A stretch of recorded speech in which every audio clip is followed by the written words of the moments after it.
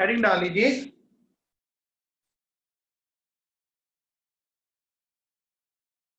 Periodicity in atomic radius. Heading डाल लीजिए periodicity in atomic radius.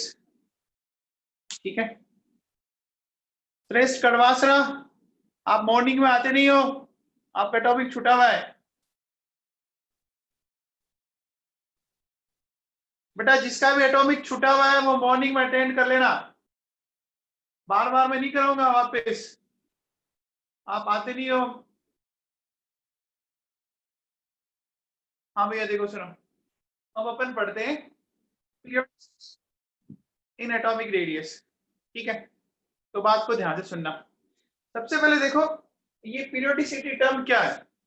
Periodicity terms का मतलब समझो, किसी भी चीज में रेगुलर इंटरवल के बाद रिपीटिशन होना। जैसे सिंपल सी बात है, आपसे अगर कोई बोला जाए कि आपका जो बर्थ डेट है, सपोज आपकी बर्थ डेट 1 अगस्त है ना, तो हर साल के बाद 1 अगस्त आएगी और आपका बर्थडे आएगा।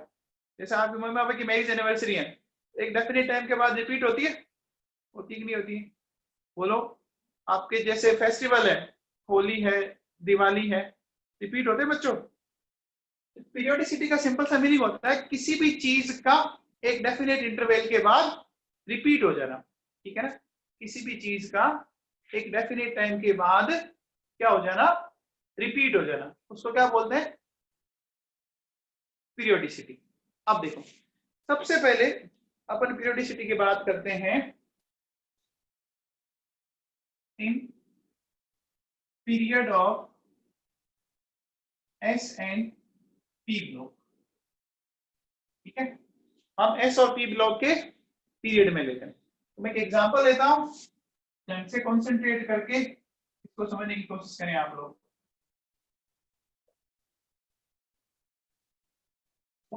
पीरियड है ये, कौन सा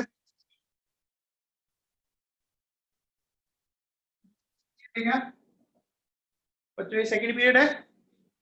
अब मुझे बात बताओ, अगर पीरियड सेकंड है तो इसका मतलब इन सब में कितने ऑर्बिट है, इन सब में कितने ऑर्बिट है बेटा, जो पीरियड नंबर होता है उतने ही ऑर्बिट होते हैं। अगर सेकंड पीरियड का है तो 2 ऑर्बिट, थर्ड पीरियड का है 3 ऑर्बिट, 4 का है तो 4th ऑर्बिट। ठीक है, सिंपल सी बात है, आप इसको चाहो तो चेक कर सकते हो। देखो आप क्या बताओ, लिथियम आयन के स्टेट में क्या लिखा था याद है, 2s1 2s2 2s2 2p1 2s2 2p2 2s2 2p3 2s2 2p4 2s2 2p5 and 2s2 2p6। तो मुझे एक बात बताओ कि अगर अपन इधर से इधर चल रहे हैं, एक बार नियोन को मैं छोड़ता हूं, ठीक है, अगर मैं लिथियम से फ्लोरीन तक जाता हूं तो बोलो क्या हो रहा है, no change in orbit number. बोलो ऑर्बिट के नंबर में कोई चेंज आ रहा है क्या, नहीं आ रहा ना, नहीं आ रहा बच्चों ऑर्बिट के नंबर में कोई। बोलो, अब एक चीज बताइए मुझे, अनिरुद्ध अनिरुद्ध राठौड़, बेटा एक बात बता, हमने एक जेड इफेक्टिव पढ़ा था, जब हम इधर से इधर जा रहे थे, इधर से इधर जब हम जा रहे थे तो Z effective two successive elements कितने से राइज हुआ था, अनिरुद्ध राठौड़, राठौड़ बताओ बेटा।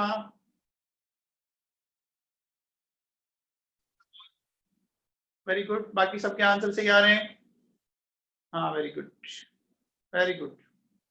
ये अपन ने क्वेश्चन किए थे बच्चों इसमें, तो जब अपन इधर तो 0.65 मिनट से क्या हो रहा था, जेड इफेक्टिव, बोलो राइज कर रहा था, ये एक्सप्लेन कर रखा मैंने आप लोगों को। बोलो बोलो बच्चों, तो हर बार 2 सक्सेसिव एलिमेंट्स के लिए 0.65 मिनट से जेड इफेक्टिव बढ़ जाता है।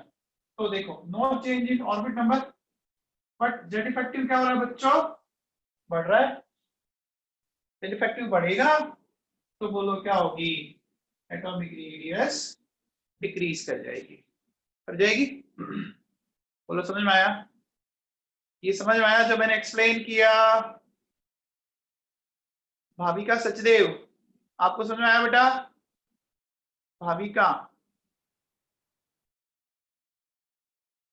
लोचन समझ में आया आपको, लोचन समझ में आया, हाँ जी देवाशीष, देवाशीष तो है नहीं शायद क्लास में, है ना।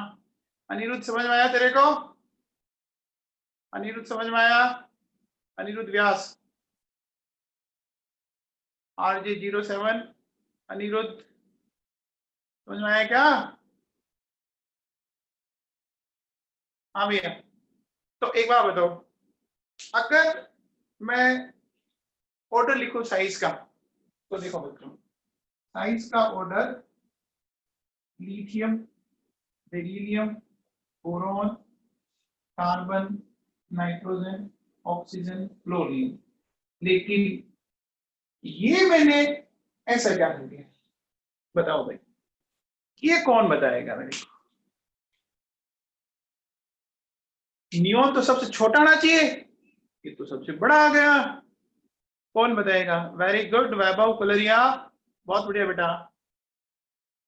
प्रज्ञा फलोदिया बताओ, प्रज्ञा फलोदिया बताओ, पढ़ाया मैंने आप लोगों को ये नोबल गैसेज हैं, ठीक है अरुणा, उससे फर्क क्या पड़ा, उससे फर्क क्या पड़ा। देखो बच्चों सुनो, नियोन के अंदर क्या था, इसके अंदर वांडरवॉल रेडियस है, इसके अंदर वांडरवॉल रेडियस है, जबकि बाकी में अपन कोवलेंट रेडियस लेके चल रहे हैं। क्या लेके चल रहे हैं, कोवलेंट रेडियस। आपको याद है वांडरवॉल रेडियस जो होता है ना, वो कोवलेंट रेडियस से लगभग 2 to 3 टाइम होती है। कितने टाइम होती है, 2 to 3 टाइम। ये सबको समझ में आया, वापिस सुनो मेरी बात। देखो अगर मैं इसको ऐसे लिख दूं तो देखो फाइनली ऐसा आ सकता है, देखो neon, lithium, beryllium, boron, nitrogen, oxygen, fluorine, ठीक है। बोलो सब समझ सकते हैं अपन। तो अब देखो मैं क्या कह सकता हूं, मैं ऐसा कह सकता हूं कि नियोन का साइज एक पीरियड में सबसे बड़ा इसलिए हुआ कि में वांडरवॉल रेडियस मिलती है। और याद कीजिए वांडरवॉल रेडियस में पार्टिकल दूर दूर थे, मैंने आपको एक्सप्लेन किया था बच्चों, याद है क्या। देखो कोवलेंट में पार्टिकल ऐसे ओवरलैप कर रहे थे, मेटेलिक में सिर्फ टच कर रहे थे, ठीक है, और वांडरवॉल में ऐसे दूर चले गए थे। तो जैसे जैसे इंटरन्यूक्लियर डिस्टेंस बढ़ेगी वैसे क्या होगा, बोलो, रेडियस राइज कर जाएगी ना बच्चों, राइज कर जाएगी।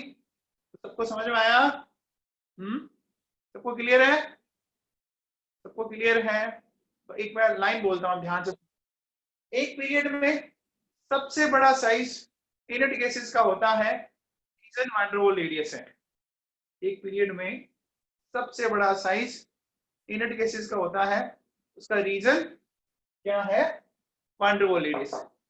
अगर कोवलेंट रेडियस पूछे तो मैं क्या बोलूंगा, एल्कली मेटल्स। ये एल्कली मेटल्स है बच्चों, लिथियम, बोलो एल्कली मेटल्स है ना बच्चों। और सबसे छोटा साइज बताओ किसका, सबसे छोटा साइज बताओ किसका है, कौन से ग्रुप का होगा, हेलोजेंस का होगा बच्चों। मैंने 3 पॉइंट बोले हैं, वापस सुन लीजिए। देखो सबसे बड़ा साइज इनर्ट गैसेस का, रीजन बड़ा सिंपल है बच्चों, उनमें वांडरवॉल रेडियस होती है, ठीक है। कोवलेंट रेडियस की बात करें तो एल्कली मेटल्स का आएगा, ठीक है बच्चों। एंड स्मॉलेस्ट साइज पूछे तो किसका आ जाएगा, हेलोजन का आ जाएगा। ये सबको क्लियर है। चलिए अब मुझे बात बताओ, अगर पूछो कि मेरे पास ये देखिए,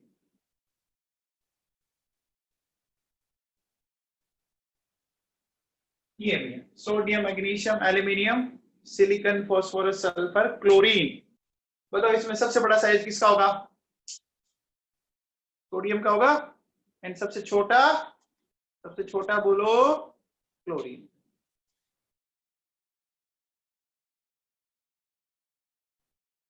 हो जाएगा बच्चों?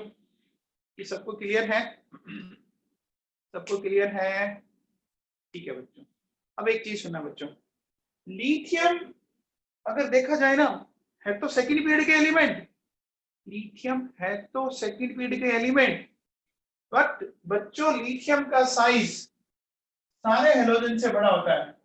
सारे हेलोजन, कोई सा भी हेलोजन ले लो आप, आयोडीन, ब्रोमीन, क्लोरीन, फ्लोरीन, किसी से भी।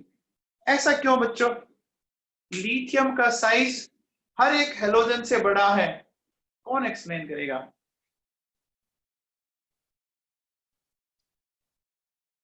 देखो बच्चों सुनो, लिथियम क्या है? लिथियम क्या है? लिथियम क्या है? मेटल या नॉन मेटल? मेटल है। तो अगर मेटल है तो मेटल में कौन सी रेडियस आएगी? मेटल में कौन सी रेडियस आएगी? Metallic radius. ठीक है, यहां से सुन लो। देखो मेटल में आती है मेटेलिक रेडियस, ठीक है बच्चों। नॉन मेटल में आती है कोवेलेंट रेडियस। नॉन मेटल में क्या आती है? Covalent radius. और इनर्ट गैसेस में क्या आती है? वैन डर वाल रेडियस। वापस बोलो, बताओ इनर्ट गैसेस में कौन सी रेडियस?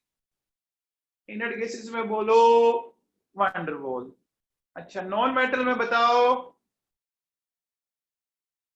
कोवेलेंट, और मेटल में मेटेलिक। अब बताओ मेटेलिक रेडियस ज्यादा होती है या कोवेलेंट रेडियस ज्यादा होती है? कौन सी रेडियस ज्यादा होती है? मेटेलिक और कोवेलेंट में। समझ में आ गया रीजन? तो बच्चों लिथियम में मेटेलिक रेडियस है, जबकि इन में क्या है? इनमें बच्चों नॉन मेटल के कारण कोवेलेंट रेडियस है। सबको क्लियर हुआ? ये बात सबको समझ में आई बच्चों? ठीक है, तो ये हटा दूं अब। वेबोकुलरिया सबके लिए वैन डर वाल रेडियस क्यों ले अपन? अगर वो बॉन्ड बना रहा है तो फिर अपन कोवेलेंट रेडियस ही कंसीडर करेंगे ना, वो ज्यादा बेटर रिजल्ट देगी ना हमें। कोवेलेंट रेडियस हमें एग्जैक्ट साइज बताएगी, है ना? बोलो। हाँ, कंपेयर करनी नहीं बेटा, वो तो अगर लोगे, चलो उसका भी मैं आपको बताता हूँ बाद में, एक बार अपन कर लें, वो भी मैं समझ गया आपका जो क्वेश्चन है। चलिए, इसमें किसी को और डाउट? अब बच्चों अपन समझने की कोशिश करते हैं पीरियड्स ऑफ डी ब्लॉक। ये समझना बड़ा इंटरेस्टिंग है। देखिए, अब मैं लेता हूं in the period of D block. ठीक है, तो डी ब्लॉक की जो पहली सीरीज है बच्चों, 3D सीरीज, याद है आपको?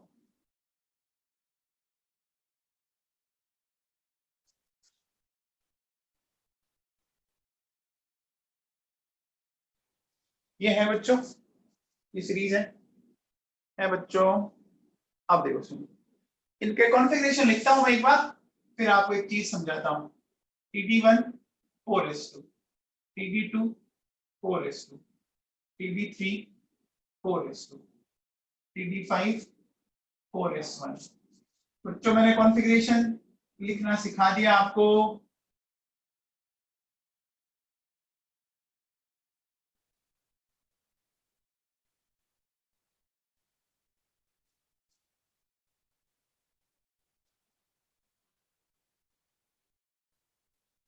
बोलो, ये कॉन्फ़िगरेशन है, ये इनके वैलेंस सेल का कॉन्फ़िगरेशन है बच्चों।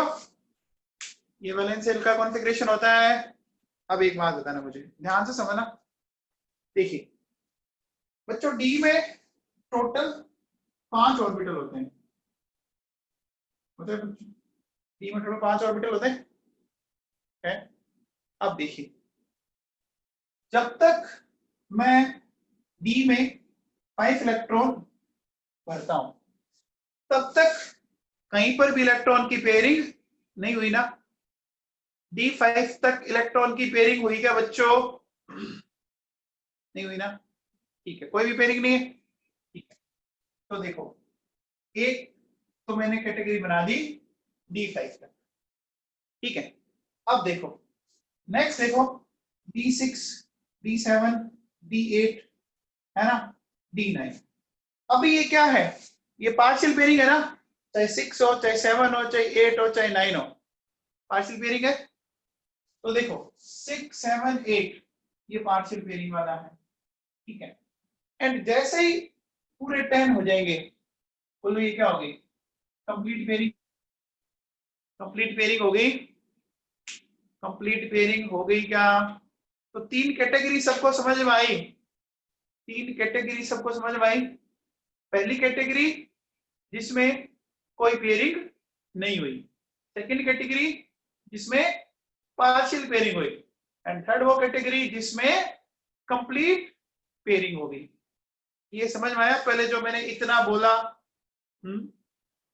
देखो मैंने क्या क्या बोला, ध्यान दीजिए बच्चों। यहाँ D10 है, इसका मतलब ये कंप्लीट पेयरिंग है। ठीक है, यहाँ आपकी पार्शियल पेयरिंग है। ठीक है, और यहाँ कोई पेयरिंग नहीं है। पहले ये तीनों कैटेगरी सबको समझ में आ गई। आगे बच्चों, अब देखो बच्चों क्या कहता है, ध्यान से समझना। ये कहता है कि स्कैंडियम से लेकर मैग्नीज तक नेट इफेक्टिव स्टिलिंग इफेक्ट से ज्यादा होता है। नेट इफेक्टिव स्टिलिंग इफेक्ट से ज्यादा होता है। अब क्यों होता है समझो बच्चों। एक बात हो, स्टिलिंग इफेक्ट क्या है? इलेक्ट्रॉन के बीच में जो रिपल्शन होता है उसी को बोलते हैं क्या? अरे इलेक्ट्रॉन के बीच में जो रिपल्शन होता है उसी को बोलते हैं क्या? बोलते हैं। एक बात बताओ बच्चों, D5 तक तो आप ऐसा कह सकते हो कि एक ऑर्बिटल में एक एक इलेक्ट्रॉन है। तो अभी एक ऑर्बिटल में तो कोई रिपल्शन हो ही नहीं रहा ना। अभी ऑर्बिटल में तो कोई रिपल्शन हो ही नहीं रहा ना। अरे एक अकेला कैसे लड़ेगा? आप अकेले घर में हो, आपका भाई या बहन घर पे नहीं है, तो किससे लड़ोगे? अरे लड़ोगे नहीं ना। तो अभी क्या होगा? अभी तो मैं ऐसा कह सकता हूं कि जेट इफेक्टिव स्टिलिंग इफेक्ट से ज्यादा है। भी रिपल्शन नहीं हो रहा, फिर अट्रैक्शन ज्यादा है। बोलो, अब मुझे बताओ, जब ये पूरा भर गया D10 तो अब बताओ यहां जब ये पूरा भर जाएगा तो कौन डोमिनेट करेगा? कौन डोमिनेट करेगा, जेड इफेक्टिव या स्टिलिंग इफेक्ट? अब कौन करेगा? कंफर्म स्टिलिंग इफेक्ट करेगा। करेगा करेगा। अब बताओ, एक बार जेड इफेक्टिव बड़ा था, फिर स्टिलिंग इफेक्ट जेड इफेक्टिव से बड़ा हुआ, तो फिर बीच में क्या होगा? बीच में क्या हो जाएगा? दोनों ऑलमोस्ट इक्वल आ जाएंगे। दोनों ऑलमोस्ट इक्वल आ जाएंगे। ये सबको समझ में आया बेटा? मैंने जो ये लिखे पॉइंट्स, ये पॉइंट समझ में आए आप लोगों को? देखो बच्चों, यहां तक पेयरिंग नहीं हुई तो कोई लड़ाई नहीं हुई, तो लड़ाई नहीं तो स्टिलिंग इफेक्ट बहुत ही वीक है, यानी जेड इफेक्टिव तगड़ा पड़ रहा है। फिर वहां पूरी तरह से पेयरिंग हो गई, गुत्थम गुत्था लड़ लिए, स्टिलिंग इफेक्ट ज्यादा। एक बार ये ज्यादा, एक बार ये ज्यादा, इसका मतलब बीच में क्या होगा? बराबर होगा। अब बताओ, जब बच्चों जेड इफेक्टिव ज्यादा होता है तो कल हमने क्या लिखा था? एटॉमिक रेडियस जेड इफेक्टिव के कारण क्या होती है? डिक्रीज या इंक्रीज? डिक्रीज करती है। तो देखो बच्चों, यहाँ एटॉमिक रेडियस डिक्रीज करेगी। अच्छा बताओ इधर क्या होगा? बताओ, यहाँ एटॉमिक रेडियस इंक्रीज करेगी। ठीक है, और बीच में क्या होगा? Atomic radius almost constant. Almost constant, कोई 1-2 पिकोमीटर का चेंज आ सकता है, ऑलमोस्ट कांस्टेंट। इतना समझ में आया? बोलो, इतना समझ में आया? आया क्या? तो वैसे तो देखा जाए ना बच्चों, ओवरऑल एक पीरियड में जो अपन इधर से इधर जाते हैं तो क्या होता है? साइज डिक्रीज करता है, लेकिन यहाँ रेगुलर ट्रेंड नहीं है, इसका रीजन समझ में आया आपको? डी ब्लॉक में रेगुलर ट्रेंड क्यों नहीं है बच्चों? डी ब्लॉक में रेगुलर ट्रेंड क्यों नहीं है? एक तो देखो इनका कॉन्फ़िगरेशन में दिक्कत आ रही है। जैसे देखो ये D3 D5 आ गया, D4 नहीं हुआ, फिर देखो D9 है, एक तो कॉन्फ़िगरेशन में दिक्कत आ रही है। फिर देखो क्या प्रॉब्लम है इसके साथ। आपको मैंने जब जेड इफेक्टिव कैलकुलेट करवाया था, क्या जेड इफेक्टिव स्मूथली राइज हो रहा था? क्या जेड इफेक्टिव मैंने बोला था बेटा 3D सीरीज का करना, याद करो मैंने करवाया था आपको, है ना? कई बार बढ़ रहा था, कई बार घट रहा था, बढ़ रहा था, घट रहा था। तो देखो ना तो इलेक्ट्रॉनिक कॉन्फ़िगरेशन में स्मूथ वेरिएशन आ रहा है और ना ही आपके जेड इफेक्टिव आ रहा था, तो इसलिए ये दिक्कत हो रही है। समझ में आ गई बात? ही ठीक है ना? तो अब देखो बच्चों सुनो, अब ध्यान से सुनना, क्या मैं ऐसा कह सकता हूं? देखो सुनो कि पहले ऐसे चले, फिर ऐसे चले, फिर ऐसे चले, ये क्या बताया मैंने? देखो बच्चों सुनो, यहाँ स्कैंडियम से चले, फिर देखिए ये Fe कोबाल्ट निकल, फिर कॉपर और फिर जिंक। ये समझ में आया कुछ? ये क्या समझाना चाह रहा हूं? ये मैं क्या समझाना चाह रहा हूं, कुछ समझ में आया आप लोगों को? ये समझ में आया क्या? देखो बच्चों स्कैंडियम से लेकर पहले तो डिक्रीज हो रहा है, फिर इन तीनों का क्या रह रहा है? एक ही लेवल पे रह रहा है, ठीक है? एंड फिर क्या हो गया? बढ़ गया, साइज बढ़ गया ना? अरे ये ऐसे याद रह जाएगा आपको, ऐसे ही याद रह जाएगा क्या? ठीक है बच्चों, नीचे गया, फिर कांस्टेंट, फिर वापस ऊपर आया। अब देखो बच्चों सुनो, अगर मैं बोलूं 3D सीरीज में, तो 3D सीरीज में सबसे बड़ा साइज और सबसे छोटा साइज है ना? तो सबसे बड़ा साइज तो बच्चों है स्कैंडियम का, सबसे बड़ा साइज है स्कैंडियम का, एंड सबसे छोटा साइज है निकल का, सबसे छोटा साइज निकल का। Fe निकल है ऑलमोस्ट इक्वल, बट अगर अपन 1-2 पिकोमीटर को भी कंसीडर करें तो सबसे कम इसका आएगा बच्चों, निकल का सबसे कम आएगा, ठीक है ना? तो बच्चों ये तो आप लर्न कर लेना, बहुत काम आएगा, बहुत ज्यादा काम आएगा, बहुत ही ज्यादा काम आएगा। डी ब्लॉक में सबसे छोटा कौन? Ni, Ni निकल।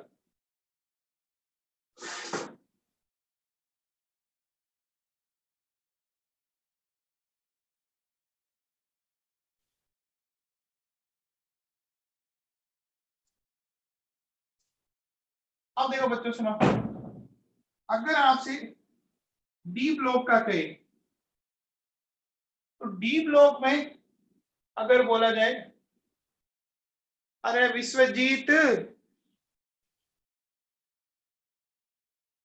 पीरियड में जब अपन इधर से इधर जाते हैं तो साइज डिक्रीज करता है ना बेटा, जिंक कैसे बड़ा हो जाएगा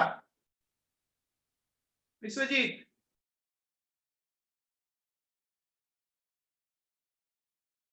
जब अपन पीरियड में लेफ्ट टू राइट चलते हैं तो नंबर ऑफ ऑर्बिट्स कांस्टेंट है, जेड इफेक्टिव राइज करता है ना, तो जेड इफेक्टिव राइज करेगा तो साइज डिक्रीज ही होगा ना।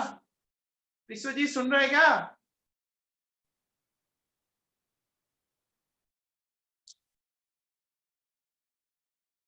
अब देखो बेटा मैंने इनके सबके जो साइज है वो मैंने आपको नोट्स में लिख रखी है ना?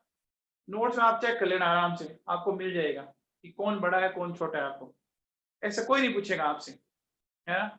ऐसा कोई आपको तो मैं भी लिख देता हूँ साइज, आएगा ही नहीं आपके वैसे कोई, तो डाटा याद करने का कोई मतलब नहीं है, आप कितनों के याद करोगे, ठीक है ना?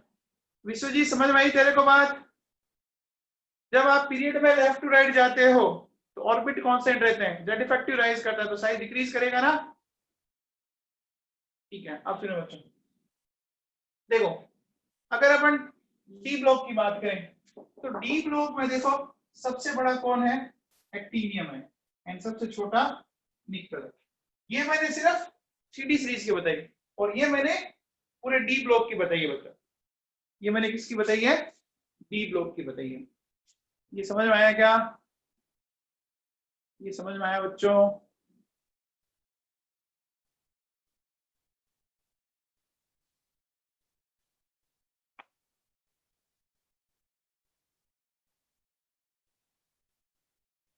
लिखा ना बेटा, डी ब्लॉक में सबसे बड़ा एक्टीनियम है। डी ब्लॉक में सबसे बड़ा कौन है? अरुणा, ये लिखा नहीं दिख रहा आपको?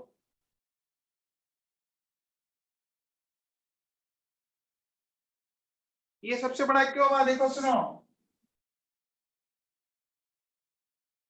ये ग्रुप याद है आपको? ये ग्रुप याद है? ये कौन सा ग्रुप है? ये कौन सा ग्रुप है? Third group. याद करो, ग्रुप में डाउनवर्ड जाने पर साइज क्या होता है? ग्रुप में डाउनवर्ड जाने पे क्या होता है? साइज बढ़ेगा ना। तो बताओ, स्केलियम से बड़ा साइज किसका आएगा? एक्टीनियम का सबसे बड़ा आएगा ना। अरे आएगा, समझ में आया अरुणा? अरुणा प्रजापत। चलिए अब देखिए, आप में से कुछ बच्चे साइज वैसे कह रहे हैं। देखिए देखो, जैसे 162, 147, 134, ये इनके साइज है। अब आप अगर आपको याद होते हैं तो कर लो, बाकी मेरे हिसाब से तो जरूरत है नहीं।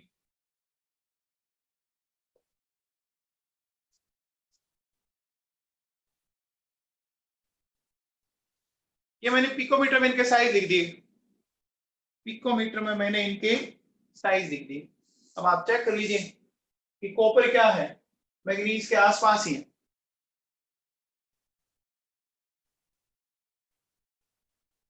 देखो बच्चों, इनका साइज ऑलमोस्ट सिमिलर है, 126, 120। एक बात सुनो, अगर पीरियोडिक टेबल या केमिस्ट्री में अगर डिफरेंस सिर्फ 10 यूनिट तक का आ रहा है ना, 10 यूनिट तक का, तो अपन उसको ऑलमोस्ट इक्वल मान सकते हैं।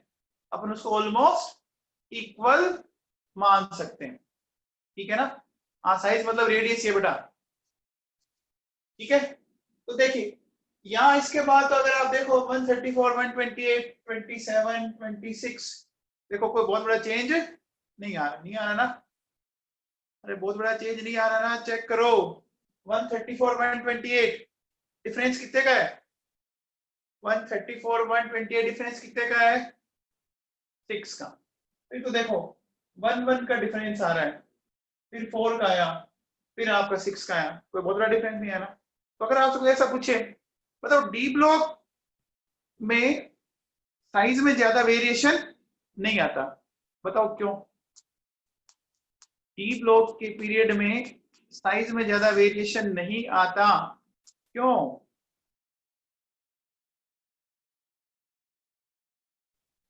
मेघा रंगा बताओ, मेघना रंगा बताओ, रंगा साहब बताओ।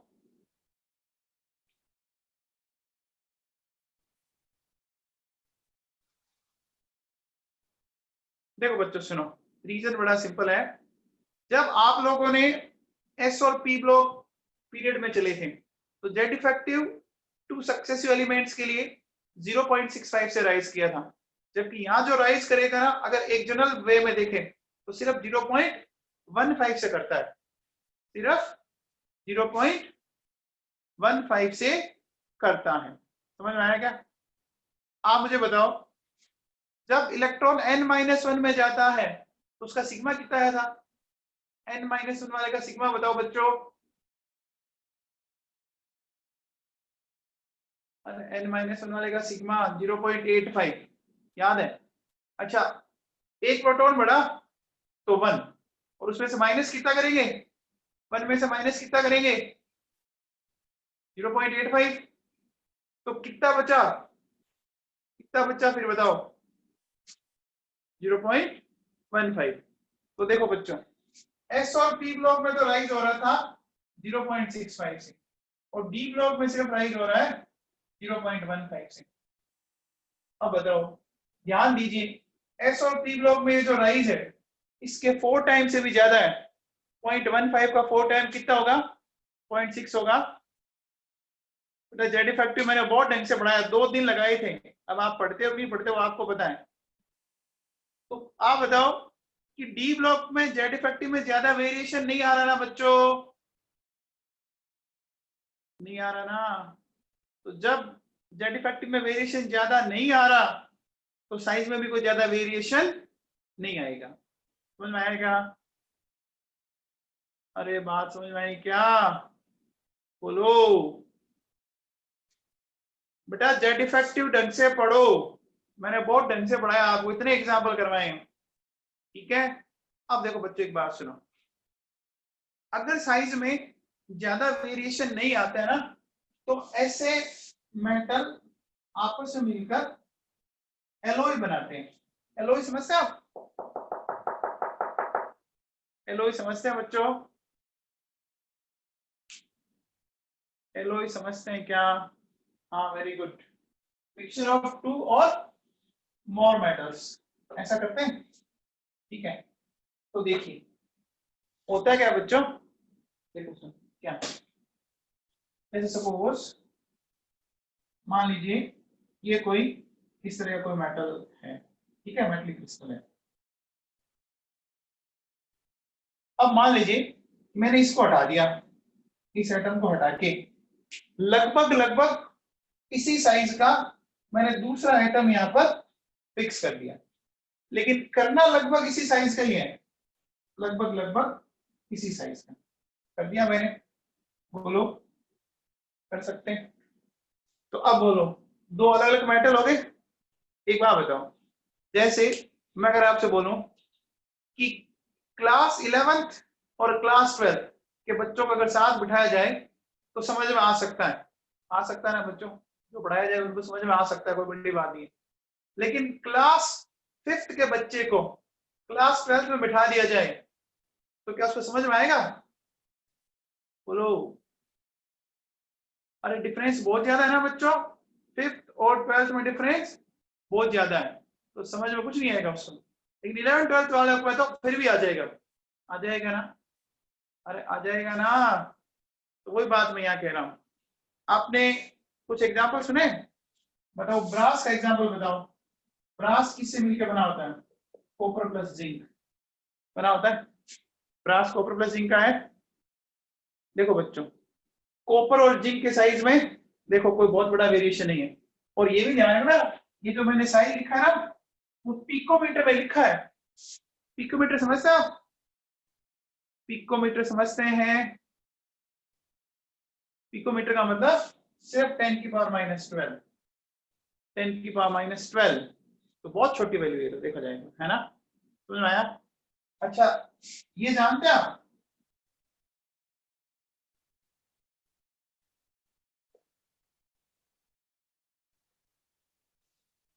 ये जानते हैं स्टेनलेस स्टील, देखो Fe, निकल, क्रोमियम।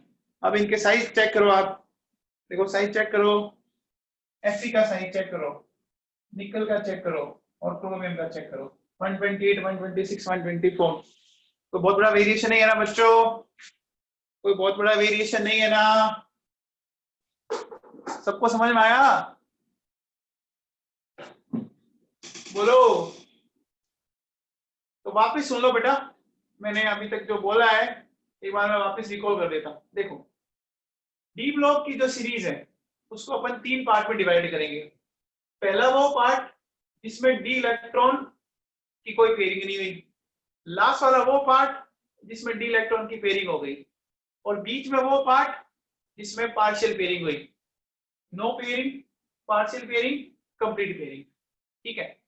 जब कोई पेयरिंग नहीं हुई इसका मतलब एक ऑर्बिटल में 2 इलेक्ट्रॉन नहीं है, तो कोई रिपल्शन जैसी कोई बात इतनी प्रोमिनेंट नहीं हो रही, इसका मतलब जेड इफेक्टिव ज्यादा, स्टिलिंग इफेक्ट कम है, तो पहले एटॉमिक रेडियस डिक्रीज करेगा। लास्ट में जब पूरा भर गया तो उसकी धक्का देने की कैपेसिटी ज्यादा होगी, तो क्या होगा? स्टिलिंग इफेक्ट राइज कर जाएगा, तो जेड इफेक्टिव कम हो गया। बीच में दोनों ऑलमोस्ट इक्वल है, तो एटॉमिक रेडियस ऑलमोस्ट कांस्टेंट आती है, ठीक है। फिर मैंने बोला कि 3D सीरीज में सबसे बड़ा, हाँ वैभव कुलरिया, ऑलमोस्ट ऐसे ही चलता है बेटा, ऑलमोस्ट ऐसे ही चलता है। हाँ जी, फिर मैंने क्या बोला, फिर हमारी जो बात थी कि भैया टीटी सीरीज में सबसे बड़ा स्कैंडियम और सबसे छोटा निकल, ठीक है। डी ब्लॉक में सबसे बड़ा एक्टीनियम और सबसे छोटा फिर निकल, बताया था मैंने आप लोगों को। अच्छा, फिर मैंने आपसे बोला कि डी ब्लॉक के साइज में कोई बहुत बड़ा वेरिएशन नहीं आता, डी ब्लॉक के साइज में कोई बहुत बड़ा वेरिएशन नहीं आता। क्यों नहीं आता? क्योंकि दो सक्सेसिव एलिमेंट्स के लिए जेड इफेक्टिव जनरली कितने से राइज करता है, सिर्फ कितने से करता है, 0.15। एस और पी ब्लॉक में, एस एंड पी ब्लॉक में बोलो 0.65, तो वहां ज्यादा राइज करता है बच्चों, 0.65 0.15 का 4 टाइम से भी ज्यादा है, तो वहां ज्यादा वेरिएशन करेगा, यहाँ वेरिएशन कम करेगा। ऑलमोस्ट साइज होने के कारण ये एलॉय का फॉर्मेशन कर सकते हैं, ठीक है। बोलो समझ में आ गया, बोलो बच्चों, ठीक है। अब देखो बच्चों सुनो, एक चीज और मैं बता देता हूं, ध्यान से सुनना। ये जो मैग्नीज है ना, मैग्नीज, इसकी atomic radius, sorry metallic radius chromium से भी ज्यादा होती है और Fe से भी ज्यादा होती है। अभी रीजन आपको समझ में नहीं आएगा, इसका रीजन जब मैं आपको नेक्स्ट चैप्टर में मेटेलिक बॉन्ड पढ़ा दूंगा ना, तब आएगा आपको, ठीक है। ये मैंने क्या बोला, मैग्नीज की मेटेलिक रेडियस क्रोमियम से भी ज्यादा है और Fe से भी ज्यादा है। अब रीजन इसका मेटेलिक बॉन्ड है, मेटेलिक बॉन्ड अभी आपने पढ़ा नहीं है, तो एक बार सिर्फ लर्न कर लेना, बाद में मैं आपको नेक्स्ट चैप्टर में एक्सप्लेन करूंगा इसको, ठीक है। तो नेक्स्ट चैप्टर में एक्सप्लेन करेंगे अपन। हो गया बच्चों, बोलो रीजन बच्चों अभी नहीं समझ में आएगा आपको, क्योंकि मेटेलिक बॉन्ड पहले पढ़ेंगे तब पता लगेगा आपको। चलिए, तो अब बताओ, अब कौन से ब्लॉक में चले, अब कौन से ब्लॉक में चले, एफ ब्लॉक में चलते हैं। चलिए बच्चों देखो सुनो, एफ ब्लॉक अगर बात करें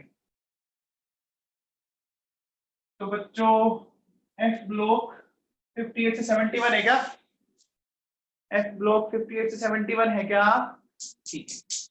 अच्छा देखो बच्चों, एफ ब्लॉक का जनरल अगर कॉन्फ़िगरेशन आप लेंथ एनोड के लिए लिखो, पहले मैं लेंथ एनोड के लिए लिख देता हूं,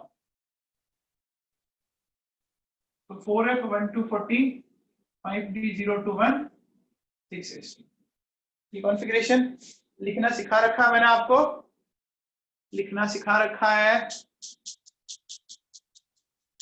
अब मुझे एक बात बताओ, देखो बच्चों सुनो, देखिए इलेक्ट्रॉन ना तो यहां जा रहा है, ना इलेक्ट्रॉन यहां जा रहा है, इलेक्ट्रॉन किस में जाता है, इलेक्ट्रॉन जाता है 4f के अंदर, जाता है बच्चों इलेक्ट्रॉन 4f के अंदर, जाता है क्या n-2 के अंदर, याद करो n-2 में जाता है, जाता है। अब एक बात बताओ बच्चों, देखो जैसे मैं बोलूं, अगर एक इस तरह की बात करें, ये S है, ये P है, ये D है और ये F है, बोलो सबसे बड़ा साइज F का होगा क्या, F का होगा क्या बच्चों, F का साइज सबसे बड़ा होगा, याद है F में टोटल 8 लोब्स आते थे, याद करो, एक बार मैंने ऐसा सर्कुलर बना दिया।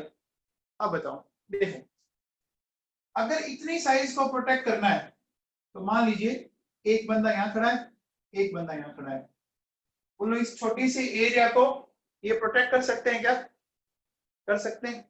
लेकिन अब देखिए जैसे जैसे साइज बड़ा होगा इनके द्वारा प्रोटेक्शन मुश्किल हो जाएगा बच्चों, है ना, तो जितना बड़ा साइज होगा वो प्रोटेक्ट नहीं कर पाएंगे, मतलब इसको प्रोटेक्ट करना तो सबसे मुश्किल है ना, ये तो बहुत बड़ा हो गया बच्चों। बोलो आप इधर खड़े हो, इधर से कोई एंट्री मार जाएगा, इधर से कोई एंट्री मार जाएगा, दिखेगा भी नहीं ना, नहीं दिखेगा ना, नहीं दिखेगा बच्चों। तो अब देखो सुनो, हम क्या कहते हैं कि यहाँ जो f ऑर्बिटल आया उसका साइज सबसे बड़ा है और फैला हुआ है, डिफ्यूज है, क्या मैं ऐसा बोल सकता हूँ, एफ ऑर्बिटल का साइज सबसे बड़ा है और डिफ्यूज है। ये लाइन समझ में आई? अब मुझे बताओ, जब इसका साइज बड़ा है और डिफ्यूज है तो इसकी प्रोटेक्शन पावर, शील्डिंग पावर कम हुई या ज्यादा हुई? कम हुई या ज्यादा हुई? डिक्रीज कर गई। अब जब इसकी शील्डिंग पावर कम हो गई तो कौन इसका फायदा उठाएगा? कौन फायदा उठाएगा?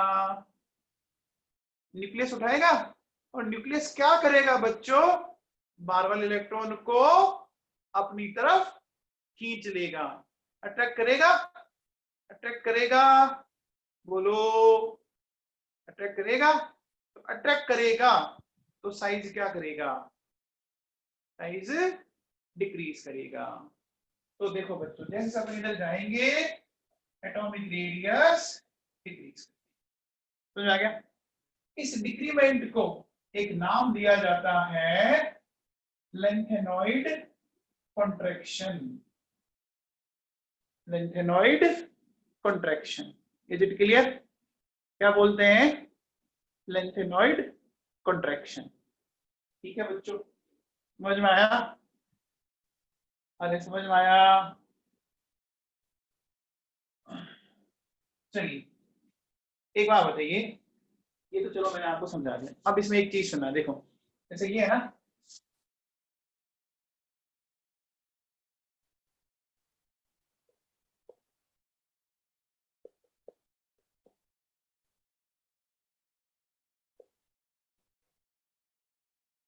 ये सीरीज लिखी हुई है बच्चों। तो जैसे जैसे अपन सीरियम से लुटीशियम तक जाएंगे, इनका साइज क्या होता जाता है? साइज डिक्रीज करता जाएगा। लेकिन अब इसमें भी एक बड़ी चीज है। देखो होता क्या है कि सीरियम से नीचे चले, अचानक से क्या होता है,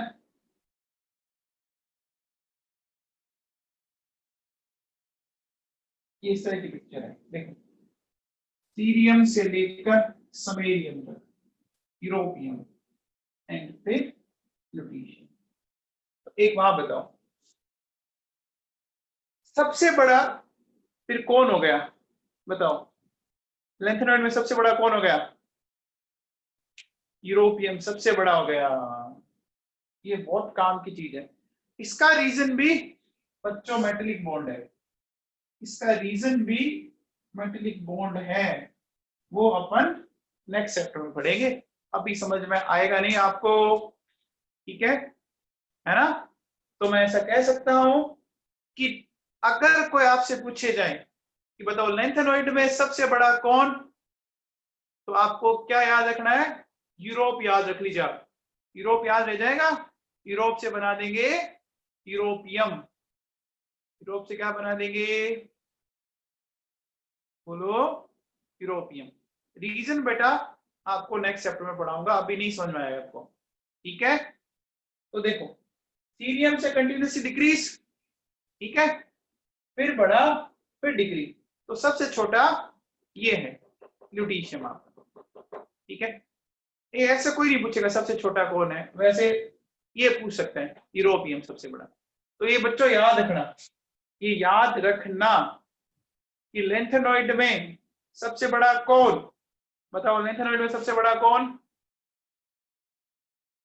यूरोपियम। अच्छा बताओ डी ब्लॉक में सबसे बड़ा कौन? डी ब्लॉक में सबसे बड़ा कौन? एक्टिनियम, है ना? तो एक एसी लानी है और एसी लाने के लिए हमें यूरोप जाना है। एक एसी लाने के लिए यूरोप जाना है, ठीक है?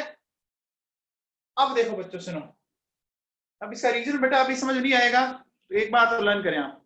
अब देखिए जब अपन इनको +3 आयन में कन्वर्ट कर देते हैं, है ना, +3 में, तो +3 में ना कोई भी एक्सेप्शन नहीं है, कंटिन्यूअसली डिक्रीज करता है। +3 में तो कंटिन्यूअसली डिक्रीज ही करेगा, है ना? +3 में कंटिन्यूअसली डिक्रीज करता है, कहीं पे भी कोई एक्सेप्शन नहीं है ना? ये जो डिक्रीज होता है उसको क्या बोलते हैं बच्चों? क्या नाम दिया था अभी हमने थोड़ी देर पहले? तो क्या नाम दिया था? साइज में जो डिक्रीमेंट हो रहा है उसको क्या नाम दिया था? Lanthanoid contraction. वो किस कारण हुआ? वो हुआ था आपके एफ ऑर्बिटल के लार्ज एंड डिफ्यूज साइज के कारण। किस कारण हुआ था? लार्ज एंड डिफ्यूज साइज के कारण। समझ में आ गया? ठीक है, चलिए अब देखो बच्चों, एक चीज सुनो मेरी बात। जैसे मैं आपसे एक क्वेश्चन पूछूं कि बेटा सीरियम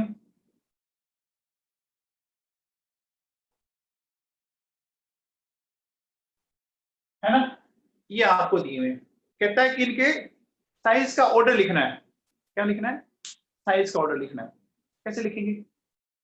तो देखो, जब भी लेंथेनॉइड देना, सबसे पहले ना यूरोप को ढंग से देख लेना। यूरोपियम अगर है ना तो वो दिक्कत कर सकते हैं। देखो ये रहा यूरोपियम, इसको सबसे पहले ले आओ, देन बाकी का कोई दिक्कत ही नहीं है। ठीक है, बाकी कहीं पर भी कोई दिक्कत नहीं आएगी। ठीक है बच्चों? ठीक है। अच्छा, अगर ये कह देता ये +3 वाले हैं, तो +3 में तो आपको पता ही है कोई प्रॉब्लम आती ही नहीं है।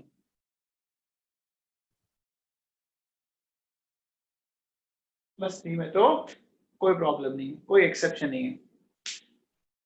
ठीक है बच्चों, बोलो। ठीक है। अच्छा, अब एक चीज बताओ, एक चीज मुझे आप बताइए,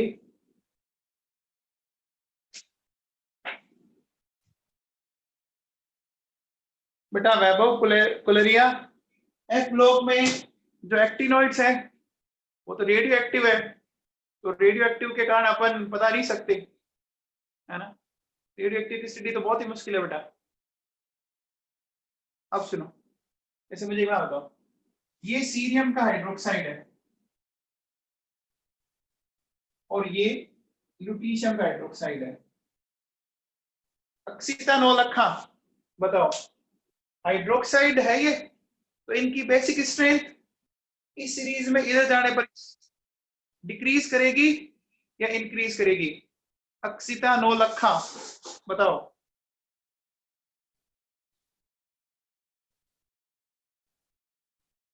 डिक्रीज करेगी बेटा। क्यों करेगी अक्सीता?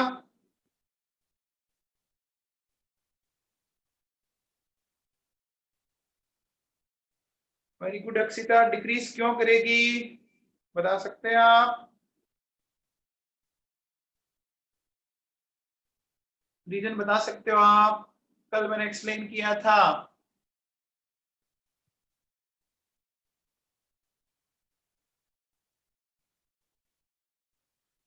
हाँ वेरी गुड प्रज्ञा फलोदिया। देखो बच्चों सुनो, वो क्या रहा है कि ये जो मेटल हाइड्रोक्साइड बॉन्ड है ना, ध्यान से सुनना, मेटल हाइड्रोक्साइड बॉन्ड लेंथ जो है, अपन इन जनरल अगर बात करें, एक यूरोपियम को छोड़ दा, तो जनरली साइज क्या हो रहा है कंटिन्यूसली? साइज क्या हो रहा है कंटिन्यूसली? यूरोपियम को छोड़ दे तो बाकी साइज क्या हो रहा है? डिक्रीज हो रहा है। साइज डिक्रीज होगा तो ये बॉन्ड क्या होता जाएगा? ये बॉन्ड क्या होता जाएगा? बॉन्ड क्या हो जाएगा? बॉन्ड छोटा हो जाएगा ना, स्मॉलर हो जाएगा। और स्मॉलर बॉन्ड को तोड़ना क्या होता जाएगा? स्मॉलर बॉन्ड को तोड़ना क्या हो जाएगा? मुश्किल हो जाएगा। तो बेसिक स्ट्रेंथ बोलो क्या होगी बच्चों? कम हो जाएगी।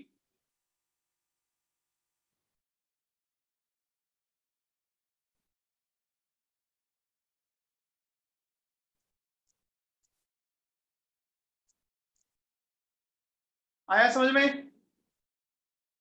बोलो समझ में आया?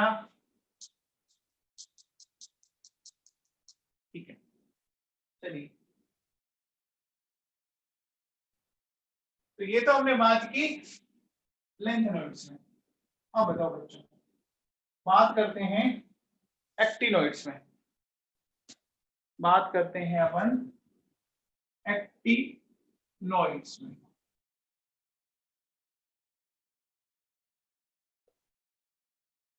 देखो एक्टिनोइड्स की बात करें तो 5F 1 2 14 6D021 and 7S2, ठीक है।